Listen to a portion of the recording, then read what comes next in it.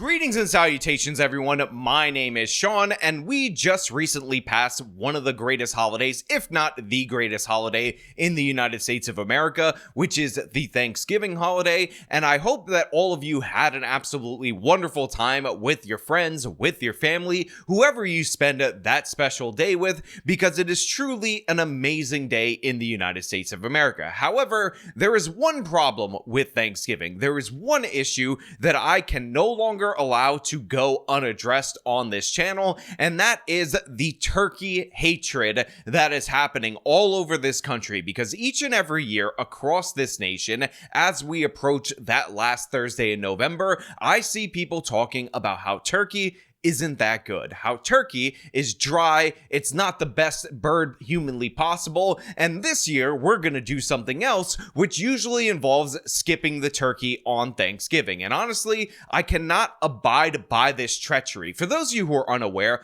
the turkey was number 2 after the bald eagle for the choice of America's bird, the symbol of this great nation, because turkeys are native to the United States of America, and they are truly an inspiration for all of us around the world. In fact, Benjamin Franklin, the man on the $100 bill, was one of the big pushers of the turkey as the national bird. So to see this bird be thrown asunder and replaced with ham or chicken or Cornish hens, as one loser named Tryman, who will go unnamed during the course of this video, told me recently before shooting this video, went with on his Thanksgiving, is shameful and disgusting. It is treacherous, it is treasonous, and that is why in today's video, I will be giving you guys the absolute foolproof method on how to make your turkey absolutely delicious. And no, we're not deep frying it and blowing up our front yards. We are doing this in the oven with a method that is so simple, even you, the dumb people out there in the audience, you know who you are, it's not all of you, but it's definitely some of you,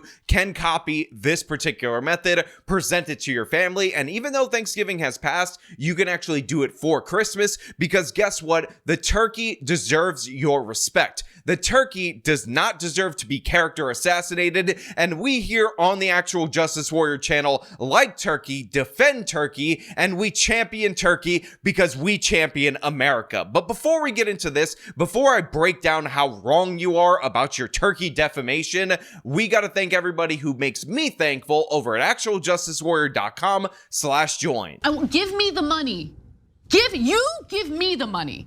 Okay. So the first step to having a perfect, delicious, amazing Thanksgiving turkey is selecting the correct bird. And this is where a lot of people end up messing up, because usually they go for size. And despite what all my ex-girlfriends told me at the moment of breakup, in this particular case, size does not actually matter. So what you need to aim for when you're going and picking out your turkey is a fresh, not frozen bird under 14 pounds. And this is absolutely crucial, and I'm going to explain to you why. Because a lot of people will go for the big 25-pound turkey, but this is a mistake. It's an error, and the reason we know it's an error is because of the science. So it's very important for you guys to understand that an adult female turkey is only meant to weigh between 7 and 12 pounds. So when you go to the store and you buy yourself a 25-pound turkey, what you're actually doing is paying for an obese and unhealthy bird that is deliberately overfed in order to produce the most amount of turkey surface area. But the thing is,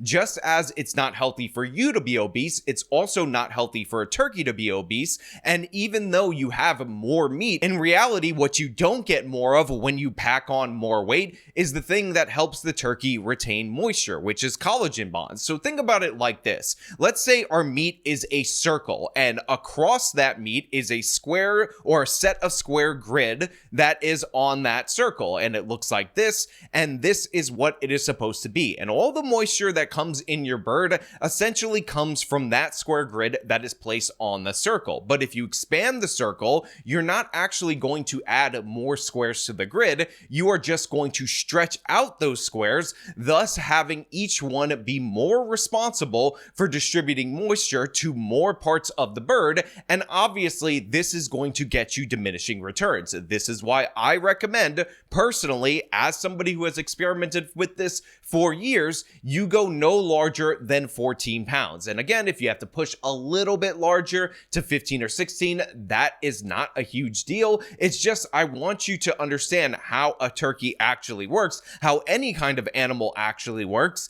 in order to get conceptually why you might be ending up with terrible results. So again, the smaller the bird, the better. If you have to make for a lot of people and you have enough oven space, just get 2 birds. Trust me, you will have significantly better results. But yeah, that is step 1 in terms of having the ideal turkey. Step 2 is, of course, what you do with said turkey, which of course is making a butterball. Now, a butterball is exactly what it sounds like, a ball of butter that has seasoning and herbs and garlic and other things mixed in with it that is inserted under the skin of the turkey in order to make sure that the turkey is both flavorful, and again, you're creating like an oil-water barrier that will prevent the water or the moisture from the bird from evaporating through the oil and trap it inside the meat to give you tender, delicious turkey. And for this butterball, again, it couldn't be more simple. You only really need a couple of ingredients. So first and foremost, 1 stick, my preferred butter is salted Kerry Gold butter, but this could work with any kind of butter that you have as long as you use about 1 stick. In addition to that, I want to add about 2.5 bulbs of garlic. Now right here, you could see that I had 1.5, but after chopping it up, I realized that I didn't have enough, so I chopped up another full bulb in order to make sure I had enough garlic. Now, in addition to that, you will also add 2 bunches of scallions, and I'm recommending scallions. Your second option would be shallots or red onions. I highly recommend you avoid the white or the yellow onions because they have more sugars in them, and that is going to throw off the mixture under the skin, in my humblest of humble opinions. So definitely go with the scallions. They're not hard to find. And I also want you to chop up a large jalapeno with it. And if you're worried about spice, you can take out the seeds, but in reality, a jalapeno is not that spicy. And considering the large surface area that is the entire turkey, 1 jalapeno is not going to overwhelm you. Now, again, mixed in with this, you also want to chop up a bunch of cilantro. Now, if you don't like cilantro, if you have that rare disease where you think cilantro tastes like soap, you can just use another herb that you prefer. I'd also throw in some dried oregano, some salt, and be generous with the salt. I was actually using coarse salt, like rock salt that you would put on a pretzel, all across the bird during this process because it's a large bird and you don't want to underseason it. And in addition to that, you will add sofrito and recaito from these Goya cans in order to give it like that tomato-y feel to it and add in some extra flavor. Now, again, if you don't like sofrito or recaito, what the hell is wrong with you? If you can't find it in your store because you've banned Latinos from your town, what the hell is wrong with you? You can substitute with a can of tomato sauce because what you're trying to get is that body of flavor that you get when you combine tomato sauce with something. However, I prefer the flavors that are in with the Goya Sofrito and Recaito, but whatever, you just add that in, make sure you salt it, make sure you season the mixture, and then you got to get it under the skin. Now, what you need to do is lift up the skin in and around the cavity. As you can see right here, there is a clear, transparent like film that attaches the layer of skin to the turkey breast. I want you to take a paring knife and I want you to cut that gently without piercing the overall skin on the top. And once you separate that and you're able to get your full hand in there, you want to take the butterball, which could have ended up as 2 butterballs depending on how much stuff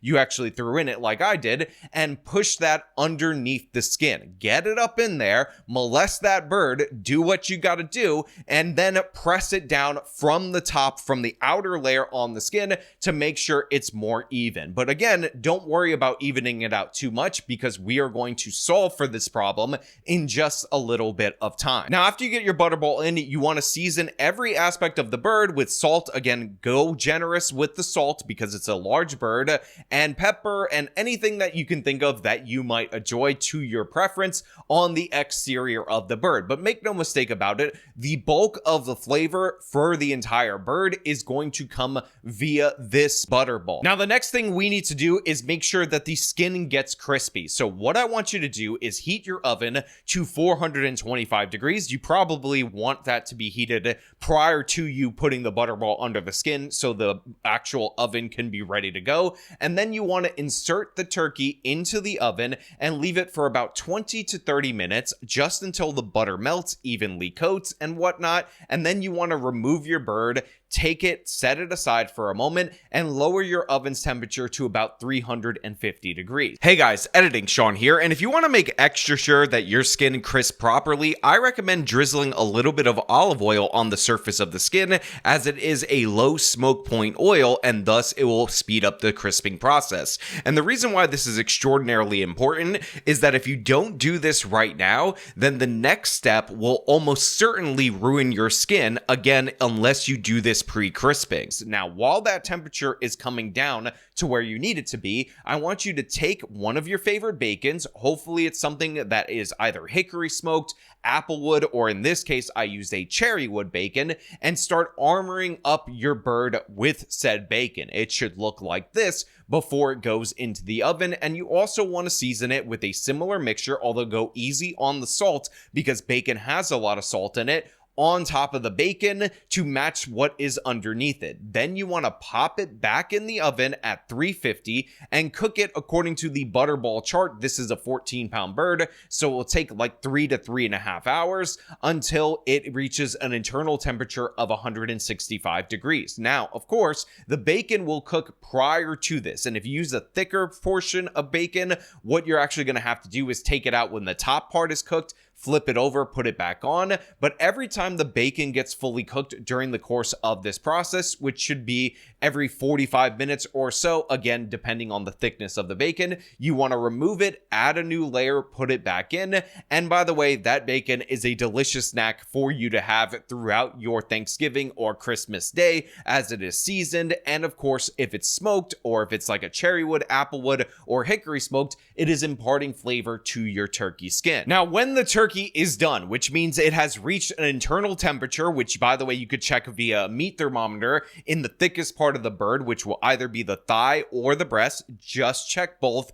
just in case, safety first. You want to take it out and leave it out for at least an hour before you cut into it so that the turkey can rest. And by the way, the more rest time for the bird, the better. So if you can do it with 2 hours of rest time, that's totally fine before you slice into it. And this right here is the perfect turkey. If you eat this bird and you do not find it delicious, then you are the problem. You are failing society. If you do not try this, then you are what is at issue. And when you do try this, when you do discover how delicious a turkey can actually be, how juicy a turkey can actually be, you will come back to this video and thank me. And if you were wrong and defaming the turkey, apologize to me for all of your wrongdoing throughout decades of your life, because I've been making turkey like this for nearly 20 years and it hits every single time. Now look, I will leave the recipe and some instructions in the description of this video so you can read it and duplicate it for yourself, but I really want you guys to get more of a feel for cooking.